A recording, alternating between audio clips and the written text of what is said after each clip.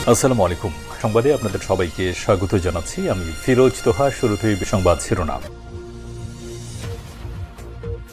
বাংলাদেশের সর্বশেষ গুরুত্বপূর্ণ আপডেট সংবাদে আপনাকে স্বাগত। শুরুতেই সংবাদ শিরোনাম, পরে বিস্তারিত।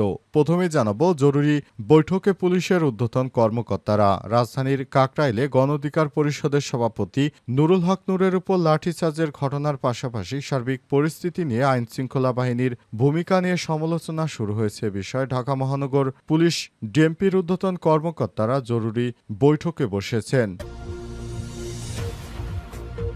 এরপর জানা গেল লাল টি শার্ট পরা সেই যুবকের পরিচয়। লাল শার্ট পরিহিত ব্যক্তি পুলিশের কনস্টেবল। তার নাম মিজানুর রহমান, বিপি নং ৯৭১-৭19-৭২৪৩। সে ছাত্রনেতা সম্রাটের উপর হামলা করেছে বলে জানিয়েছেন গণ অধিকার পরিষদের সাধারণ সম্পাদক মোহাম্মদ রাশেদ খান। এদিকে চট্টগ্রামে সড়ক অবরোধ করে গণ অধিকার পরিষদের বিক্ষোভ। গণ অধিকার পরিষদের সভাপতি ও ডাকসুর সাবেক ভিপি নুরুল হক নূরের উপর হামলার প্রতিবাদে আজ সড়ক অবরোধ করে বিক্ষোভ করছেন গণ অধিকার পরিষদের নেতাকর্মীরা নগরের ২ নম্বর গেট এলাকায় সড়ক অবরোধ করে এতে কয়েকশো নেতাকর্মী অংশগ্রহণ করেছেন। এদিকে নূরকে দেখতে হাসপাতালে জামাতের নেতৃত্ববৃন্দ। ফ্যাসিবাদের দোসর জাতীয় পার্টির সাথে গণ অধিকার পরিষদের সংঘর্ষের জেরে ডাকসুর সাবেক ভিপি নুরুল হক নূরকে নিষ্ঠুরভাবে পিটিয়ে গুরুতর আহত করা হয়েছে। চিকিৎসার জন্য প্রথমে ইসলামী ব্যাংক হাসপাতালে ভর্তি করা হলেও পরে তার উন্নত চিকিৎসার জন্য ঢাকা মেডিকেল কলেজ হাসপাতালে নেওয়া হয়েছে। সেখানে তাকে দেখতে গেছে জামাতের একটি বিশেষ দল। এবারে জানাবো, নূরের উপর হামলা নিয়ে বিশিষ্টজনদের সোশ্যাল মিডিয়া পোস্ট, হাসনাতের কঠোর প্রতিক্রিয়া। গণ অধিকার পরিষদের সভাপতি নুরুল হক নূরের উপর হামলা নিয়ে বিভিন্নজন নানা প্রতিক্রিয়া জানিয়েছেন। এ বিষয়ে গুরুত্বপূর্ণ সংবাদ জানাবো, সঙ্গেই থাকুন। এবং সর্বশেষ জানাবো, পুলিশের গাড়ি চাপায় মৃত্যুর জেরে উত্তাল ইন্দোনেশিয়া, নিহত ৩। ইন্দোনেশিয়ায় গত সপ্তাহ থেকে চলা বিক্ষোভ নতুন মাত্রা পেয়েছে। এক তরুণ রাইড শেয়ার চালকের মৃত্যুর ঘটনায় আজ রাজধানীর জাকার্তায় পুলিশের গাড়ি চাপায় আফফান কুর্নিয়েওয়ান ২১ নামের গোজেকের এক চালক নিহত হয়েছে। দেশজুড়ে আন্দোলন আরও বিস্তৃত হয়েছে। বিক্ষোভ চলাকালে অন্তত ৩ জন নিহত এবং আরও কয়েকজন আহত হয়েছে। প্রিয় দর্শক, এতক্ষণ শুনছিলেন সংবাদ শিরোনাম, এবারে বিস্তারিত। তবে তার আগে বন্ধুরা, অনুরোধ থাকবে এই সংবাদটিতে একটি লাইক দিন। এই চ্যানেলে আপনি নতুন হয়ে থাকলে আমাদের সংবাদটি দেখতে দেখতে চ্যানেলটি সাবস্ক্রাইব করে রাখুন। কমেন্ট করে বন্ধুরা আপনার মূল্যবান মতামত জানিয়ে দিন আপনি বিশ্বের কোন দেশ থেকে বা বাংলাদেশের কোন স্থান থেকে আমাদের সংবাদটি দেখছেন এবং শুনছেন। আর বন্ধুরা, এই সংবাদটি আপনার সোশ্যাল মিডিয়া ফেসবুকে শেয়ার করে বন্ধুদেরও দেখার সুযোগ করে দিন। এবারে বিস্তারিত। জরুরি বৈঠকে পুলিশের ঊর্ধ্বতন কর্মকর্তারা।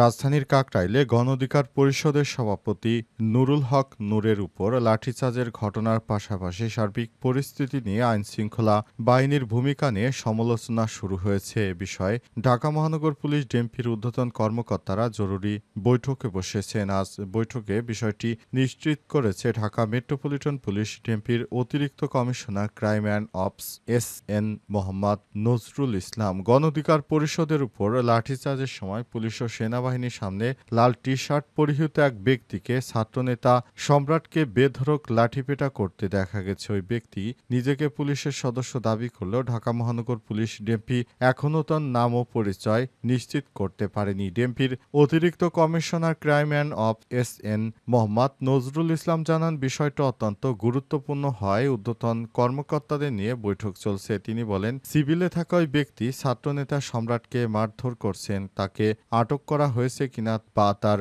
পরিচয় উদ্ঘাটন করা হয়েছে কিনা এ ব্যাপারে এখনও মন্তব্য করতে চাই না। বিষয়টি নিয়ে কাজ চলছে। এর আগে রাজধানীর কাকরাইলে জাতীয় পার্টি এবং গণ অধিকার পরিষদের নেতাকর্মীদের মধ্যে সংঘর্ষের ঘটনা ঘটে। রাতে আল রাজি টাওয়ারের সামনে সেনাবাহিনী ও পুলিশের সদস্যদের মারধরে আহত হন গণ অধিকার পরিষদের সবথেকে বড় নেতা ভিপি নূর।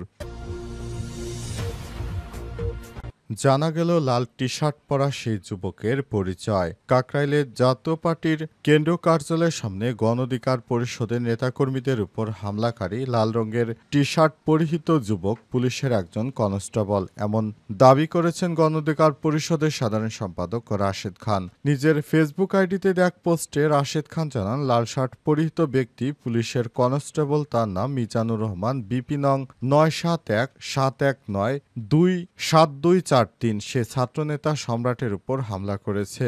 এর আগে ফেসবুকে দেওয়া এক পোস্টে তিনি লিখেছেন, লাল শার্ট পরা ব্যক্তি যাকে পিটিয়েছে সে নুরুল হক নূর নয়, সে ছাত্রনেতা সম্রাটকে পিটিয়েছে। লাল শার্ট পরা ব্যক্তির উপর দায় চাপিয়ে নুরুল হক নূর সহ নেতাকর্মীদের উপর হামলার বৈধতা দেওয়ার সুযোগ নেই। সেনাবাহিনী যারা নুরুল হক নূরের উপর হামলা করেছে তাদের অবশ্যই শাস্তির আওতায় আনতে হবে।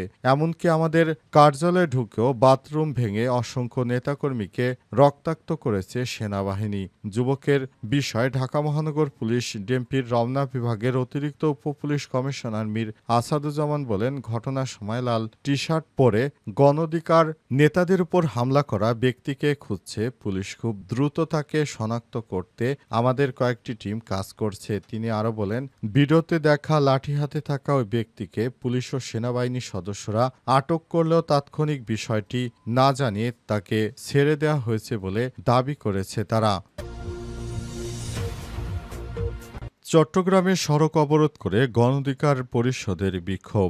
গণ অধিকার পরিষদের সভাপতি ডাকসুর সাবেক ভিপি নুরুল হক নূরকে গতকাল গরুর মতো পেটানো হয়েছে। বর্তমানে তিনি হাসপাতালে চিকিৎসাধীন। আইসিইউতে ভর্তি রয়েছেন গণ অধিকার পরিষদের সভাপতি ডাকসুর সাবেক ভিপি নুরুল হক নূর। তাকে ব্যাপক হারে পেটানো হয়েছে বলে অভিযোগ নেতাকর্মীদের। বর্তমানে তিনি গুরুতর অসুস্থ অবস্থায় রাজধানীর ইসলামী ব্যাংক হাসপাতালে ভর্তি রয়েছেন। তিনি বর্তমানে আইসিইউতে চিকিৎসাধীন।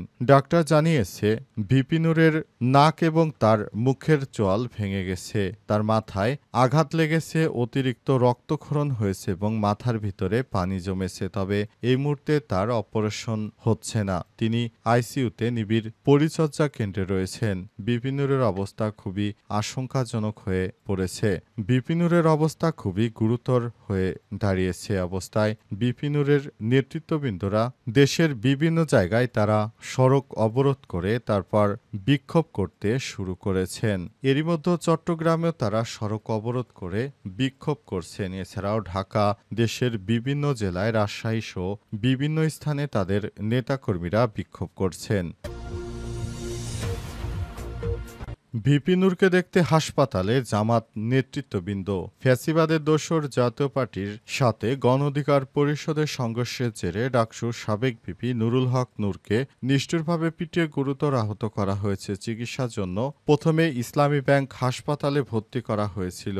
এরপর তাকে আজ ঢাকা মেডিকেল কলেজ হাসপাতালে স্থানান্তর করা হয়েছে। তাৎক্ষণিক নূরকে দেখতে হাসপাতালে ছুটে যান বাংলাদেশ জামাত ইসলামের কেন্দ্রীয় নির্বাহী পরিষদ সদস্য ঢাকা মহানগর দক্ষিণের আমির মোহাম্মদ নুরুল ইসলাম বুলবুল এর নেতৃত্বে একটি জামাতের টিম। এ সময় গণ অধিকার পরিষদের সঙ্গে সচিব রাশেদ খান, ইসলামী আন্দোলন বাংলাদেশের নেতৃত্ববৃন্দ, এনডিএম এর চেয়ারম্যান ববি হাজ্জাজ সহ বিভিন্ন রাজনৈতিক দলের নেতৃত্ববৃন্দ উপস্থিত ছিলেন। জামাত নেতৃত্বদের মধ্যেও ছিলেন ঢাকা মহানগর দক্ষিণের কর্মপরিষদ সদস্য পল্টন থানা আমির শাহিন আহমেদ খান, ঢাকা মহানগর দক্ষিণের সহকারী প্রচার সম্পাদক আব্দুস সাত্তার সুমন, মহানগর দক্ষিণের মজলিসের শুরা সদস্য শাহবাগ পূর্ব থানা আমির আহসান হাবিব, মহানগরী দক্ষিণের মজলিসের শুরা সদস্য মেজবাউদ্দিন প্রমুখ। জামাত ইসলামের পক্ষ থেকে ভিপি নূরের উপর হামলার প্রতিবাদ জানানো হয়েছে। এছাড়াও দেশের বিভিন্ন জায়গায় জামাত ইসলামের নেতৃত্ববৃন্দরাও তারা ভিপি নূরের উপর এই ধরনের অনাকাঙ্ক্ষিত হামলার ঘটনার প্রতিবাদ জানিয়ে বিক্ষোভ সমাবেশ করতে শুরু করেছেন। অন্তর্বর্তীকালীন সরকারের প্রধান উপদেষ্টা দায়িত্ব গ্রহণের পর এই ধরনের অনাকাঙ্ক্ষিত ঘটনা কোনোভাবেই মেনে নেওয়া যায় না বলে মন্তব্য করেছেন বাংলাদেশ জামাত ইসলামের নেতৃত্ববৃন্দরা। তারা জানিয়েছে, আমরা অন্তর্বর্তীকালীন সরকারের দায়িত্ব গ্রহণের পর ফ্যাসিবাদ বিরোধী সরকার পতন হয়েছে। এখন এই ধরনের কোনো ধ্বংসযজ্ঞ আমরা মেনে নিতে পারি না। কারণ ভিপি নূর জুলাই যুদ্ধের অন্যতম সম্মুখ সারির একজন যোদ্ধা। তার উপরে এই ধরনের অমানবিক হামলা কোনোভাবেই গ্রহণ করা যায় না বলে এমন মন্তব্য করেছে তারা।